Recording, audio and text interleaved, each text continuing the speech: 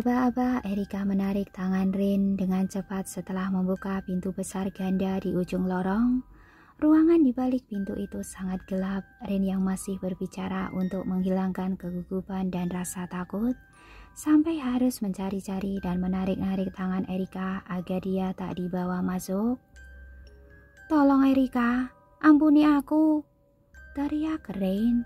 "Aku akan bekerja dengan keras dan tidak akan melakukan pelanggaran." Tiba-tiba Erika berhenti di tengah-tengah ruangan yang gelap dan sedikit berbau apek itu. "Apa katamu? Coba kau ulangi. Kau melakukan pelanggaran bagian yang mana? Klausa kontrak kerja keberapa? Kapan kau melakukannya?" Erika berbicara dengan tegas dan cepat untuk mengonfirmasi pelanggaran apa yang sudah dilakukan Rin. Rin dari tadi terus memejamkan mata karena ketakutan. Dia berusaha menarik lepas tangannya dari cengkeraman Erika. Akhirnya dia malah tersentak mundur saat Erika melepaskan begitu saja. "Tempat apa ini?" Rin panik. "Kenapa gelap sekali?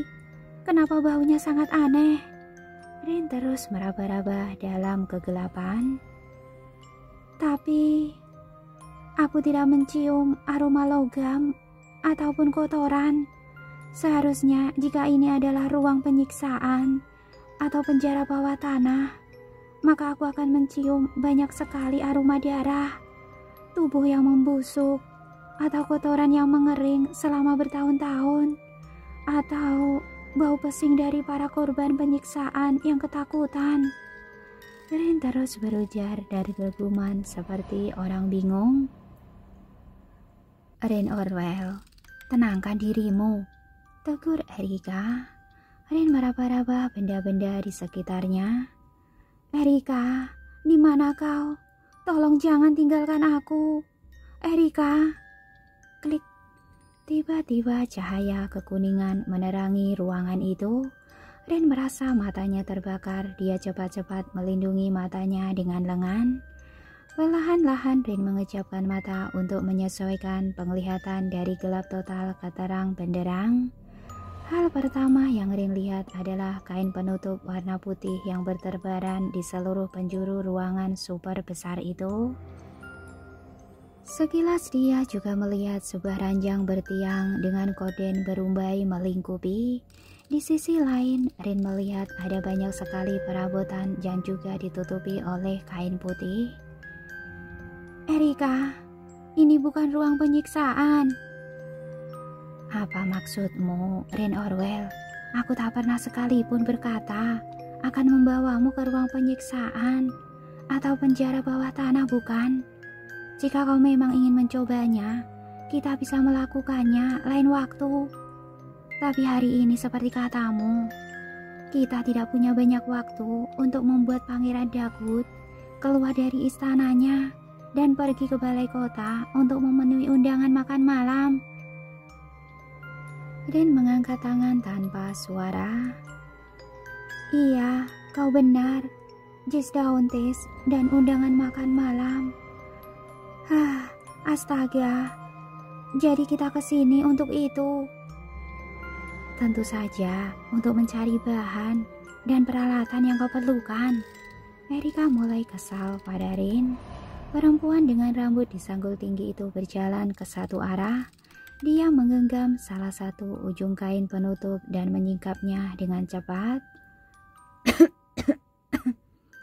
Rin terbatuk dan tersedak oleh debu yang dikibaskan Erika dari kain penutup. Di balik kain penutup yang ditarik oleh Erika ada sebuah cermin berukir dan bersepu emas. Lebih tepatnya itu adalah meja rias seorang perempuan yang super keren. "Wow, apa ini semua? Seumur hidupku, aku tak pernah melihat yang seindah ini." "Kau berkata kepada aku membutuhkan alat rias, maka sekarang aku mengantarkanmu ke tempat yang kau inginkan." Erika menjawab dengan ketus. Rin berlari menghampiri meja rias itu. Dia bahkan terlalu takut untuk menyentuh benda-benda yang ada di sana. Semuanya terlihat sangat premium dan mewah, bahkan mungkin gaji yang Rin dapatkan tidak bisa untuk membeli salah satu dari benda-benda itu. Apakah semua ini asli? Lihatlah, kemasan dan botol-botolnya sungguh sangat cantik dan elegan. Aku yakin kau tak akan bisa mendapatkannya di toko manapun. Kau benar. Ratu Amanda Dauntes mendapatkan semua ini dengan cara khusus.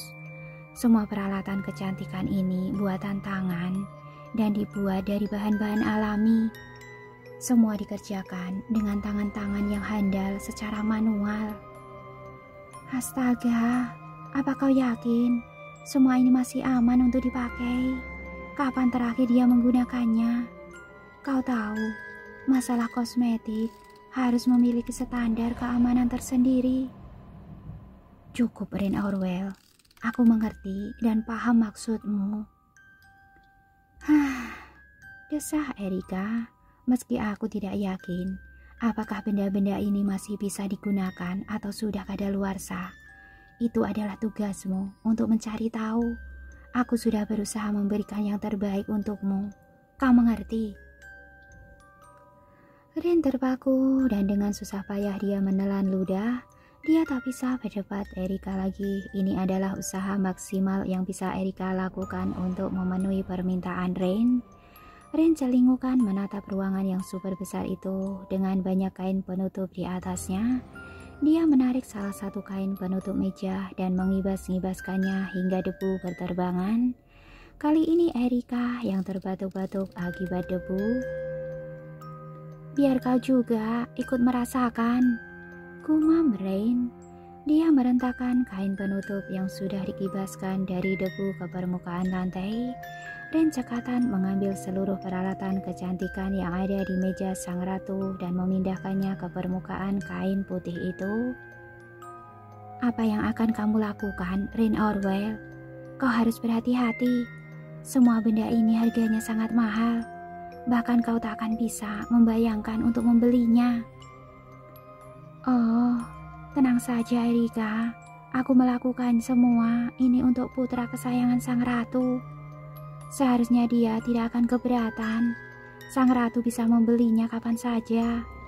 Entah kenapa Erika tiba-tiba terdiam dengan wajah yang pucat. Rin merasa bersalah. Maaf Erika, aku tidak bermaksud untuk menyinggung. Sudahlah, kau bisa menggunakannya sesuka hatimu. Aku yakin Tuan Muda pun tak akan melarang. Apalagi Ratu Amanda tak akan pernah bisa kembali ke sini. Rin tak mengerti apa yang Erika sampaikan, bukan kapasitas Rin untuk menanyakan hal tersebut. Dia kembali bekerja dengan meletakkan kembali barang-barang yang ada di meja rias sang ratu ke permukaan kain penutup meja. Setelah semua terangkut, Rin mengangkatnya dengan kuat dan mengangkatnya di pundak. Lihat Erika, aku sudah seperti Santa Clausa bukan? Rin terkekeh. Kita bisa mulai sekarang. Rin mengangguk. Aku akan pergi mencari sang pangeran. Kau lakukanlah tugasmu untuk menyiapkan kereta kuda terbaik untuk pangeran kita malam ini. Aku harap kereta yang kau siapkan bukan kereta labu si Upik Abu. Erika bingung mendengar kalimat-kalimat yang dilontarkan oleh Rain. Oh my god, jangan katakan kau tidak pernah tahu dongeng si Upik Abu. Erika malu mengakuinya bahwa dia memang tak tahu menahu tentang hal itu. Erika hanya mendeham dan mulai berjalan meninggalkan kamar sang ratu. Rin tak ingin tersesat, dia lekas mengejar Erika yang sudah berjalan beberapa langkah di depan. Begitu Rin meninggalkan ruangan sang ratu, tiba-tiba ada sepasang mata yang mengintip dan memperhatikan pergerakan Rin. Rin merasa ada seseorang yang menguntitnya. Dia berhenti dan berbalik menatap pintu kamar sang ratu yang tidak sepenuhnya tertutup. Siapa di sana? Selidik Rin. Rin sangat penasaran. Dia berhenti dari mengikuti Erika dan berbalik untuk memeriksa pintu sekali lagi. Rin yakin baru saja melihat sekelebat bayangan yang tengah mengintip dari balik celah pintu. Rin berjalan kembali ke arah kamar sang ratu. Baru beberapa langkah Erika menarik pundaknya dengan cukup keras sampai Rin hampir terjatuh. "Kita sudah tidak punya waktu lagi," desis Erika. "Kenapa kau masih bermain-main di sini?" Rin hanya menganga, dia tak bisa berkata-kata untuk membela diri. Erika berjalan kembali ke arah kamar sang ratu dan menutup rapat pintu yang sedikit terbuka itu. Diam-diam Erika mengembuskan napas lega tanpa sepengetahuan Rin. "Apa kau melihat sesuatu, Erika?" "Iya, tentu saja aku melihatmu sedang membuang-buang waktu di sini. Sedangkan waktu kita tidak banyak lagi. Hari sudah mulai gelap. Aku harap kau sudah punya rencana matang untuk mengatasi masalah ini."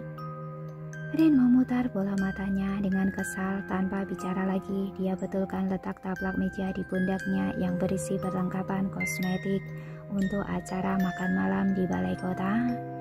Rin kembali ke Menara Timur ditemani oleh Erika. Mereka berdua berdiri kaku di depan pintu ruangan Jess. Rin menyikut Erika agar mulai mengetuk pintu lebih dulu. Erika kesal dan menarik ujung bajunya yang kusut agar rapi kembali. Ayo, bisik Rin lirih. Erika terus-menerus menarik nafas dan mengembuskannya dengan cepat. Setelah mendehem, dia mengangkat tangan dan mengetuk pintu ruangan Jess dengan sehati-hati mungkin. "Permisi Yang Mulia, saya harus masuk dan bertemu dengan Anda." Tanpa menunggu persetujuan dari Jess, Erika langsung memutar kenop pintu dan masuk begitu saja.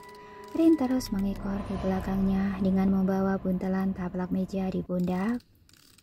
"Siapa yang mengizinkan kalian masuk?" teriak Jess dari depan jendela yang tertutup rapat. Di luar langit semakin kelabu karena matahari sudah hampir terbenam. Tidak akan ada sunset hingga kemerahan di sana.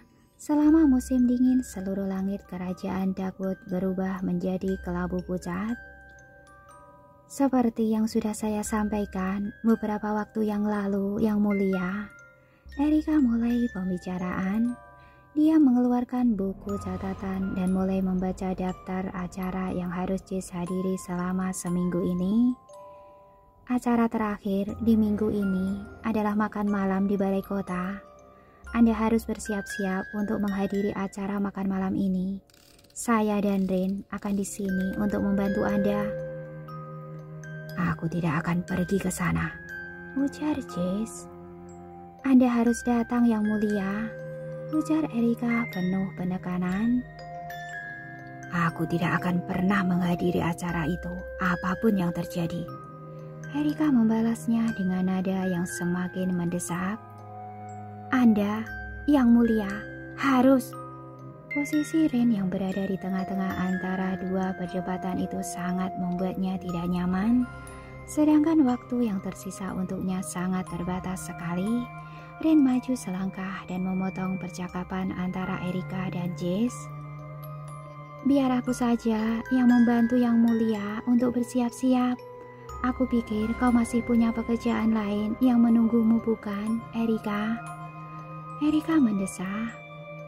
"Sayangnya kau benar, aku serahkan dia padamu." Erika mundur 2 langkah sebelum berbalik pergi meninggalkan ruangan Jess. "Kau juga harus pergi," perintah Jess pada Rain. "Aku akan ada di sini untuk membantumu bersiap-siap Yang Mulia. Aku tidak akan pernah pergi sebelum misiku selesai," ujar Rain sambil membungkuk penuh hormat. "Permisi, aku harus menyalakan lampu kamar ini. Karena cuaca di luar semakin gelap, aku tidak mungkin melakukan sihirku tanpa penerangan." "Sihir?" Seketika Jess langsung berbalik tepat bersamaan dengan menutupnya pintu kamar oleh Erika. Rin yang tengah membungkuk di tepi ranjang Jess sambil membuka buntelan kainnya sedikit kebingungan. Karena Jess terlihat sangat antusias ketika mendengar kata sihir. "Bisa kau ulangi lagi kata-katamu?" tanya Jess dengan gestur seperti anak kecil. Maaf, bagian yang mana yang mulia? Sesuatu tentang sihir. Jess berdiri membelakangi jendela di dalam ruangan yang hampir sepenuhnya gelap. Rin tak bisa melihat jelas raut wajah Jess karena tak ada sumber pencahayaan di sana. Mereka berdua saling berhadapan pada jarak sopan dan aman. Sesuatu tentang sihir, ulang Rin. Dia kebingungan dan beberapa detik kemudian dia langsung menyeringai. Oh, itu ya. Tentu saja aku mempunyai kekuatan sihir yang mampu mengubahmu menjadi pria yang sangat menarik malam ini. Kau tahu, aku mempunyai jari-jari yang hebat. Apa kau ingin membuktikannya? Jess sempat mengangkat alis tak percaya dengan apa yang Rin ucapkan. Apakah benar gadis di depanku yang terlihat sangat rapuh dan bodoh ini adalah sarung warlock yang selama ini aku cari? Pikirnya. Rin menyeringai. Aku tahu kau meragukan kemampuanku, bukan? Aku tak akan percaya sebelum kau menunjukkan sihirmu, tantang Jess. Rin merasa mendapatkan kesempatan, dia tak akan pernah menyia-nyiakan peluang itu. Rin beranjak ke salah satu panel dinding dan bersiap menarik tuas lampu gas yang ada di kamar Jess. Entah bagaimana pada beberapa detik kemudian tiba-tiba Jess sudah berdiri di belakang Rin sambil menahan tangannya sebelum menarik tuas lampu gas di dinding. Apa yang akan kau lakukan? Jess terdengar cukup ketakutan dan Rin bisa merasakan tangan Jess sedikit gemetar saat tangan mereka bersentuhan. Rin berpikir keras. Aku tahu dia sangat takut pada cahaya. Tapi aku tidak bisa berbuat apa-apa tanpa penerangan saat ini. Aku hanya perlu meyakinkan dia bahwa semuanya akan baik-baik saja. Kita bisa melakukan negosiasi, tawar Rain.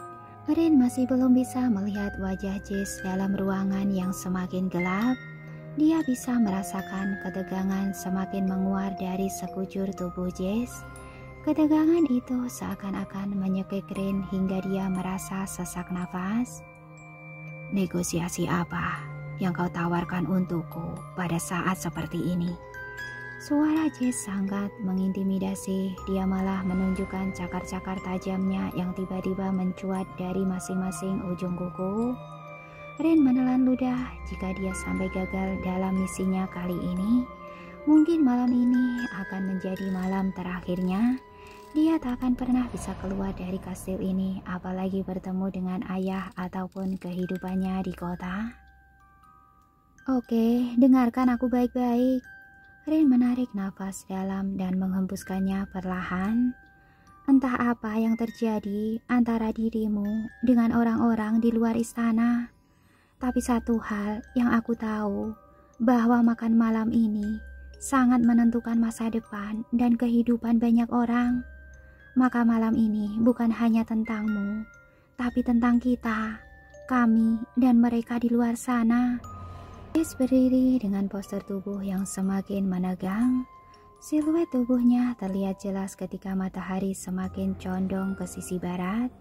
Rin memikirkan kata-kata yang pas sebelum dia ucapkan. Rin harus sangat berhati-hati berbicara pada Jess kali ini. Aku pikir sekarang waktunya kau menunjukkan pada dunia bahwa Pangeran Darkwood sebenarnya baik-baik saja. Tiba-tiba Jess mendekat dengan tangan yang terulur. Dia cekik leher Rin dengan kasar sampai perempuan itu rebah keranjang. Jess menindih tubuh Rin dengan tangan mencengkeram leher dan kuku-kuku panjang yang menusuk kulit. Mati aku, pikir Rin. Dia hanya bisa melotot dengan sesak nafas, bahkan untuk berbicara pun dia sangat kesulitan, seolah-olah tubuhnya dipatri keranjang. Apa katamu? Kau ingin menunjukkan pada dunia bahwa aku baik-baik saja? Itu suatu kebohongan yang nyata. Seluruh orang di dunia tahu bahwa aku adalah monster di sini.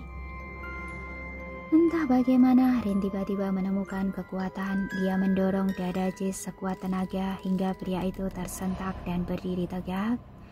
Jess lepaskan cengkeraman dari leher Rin dan memunggungi gadis itu. Sudah kubilang, aku menginginkan negosiasi. Jika malam ini aku berhasil menyihirmu dan membuatmu terlihat mempesona di hadapan semua orang, maka itu sudah cukup untukku. Tapi jika aku gagal dan malah membuatmu dipermalukan oleh seluruh orang di dunia, maka kau bisa membunuhku saat itu juga. Bukankah ini negosiasi yang setimpal? Jess masih berdiri mematung. Rin mendesah karena dia sudah tak punya waktu lagi. Rin mendatangi Jess dan membalik tubuh kekar pria itu hingga saling berhadapan. Tanpa disadari saat mereka berdiri berhadapan, tangan Rin terlulur ke arah dinding dan dia menarik tuas lampu.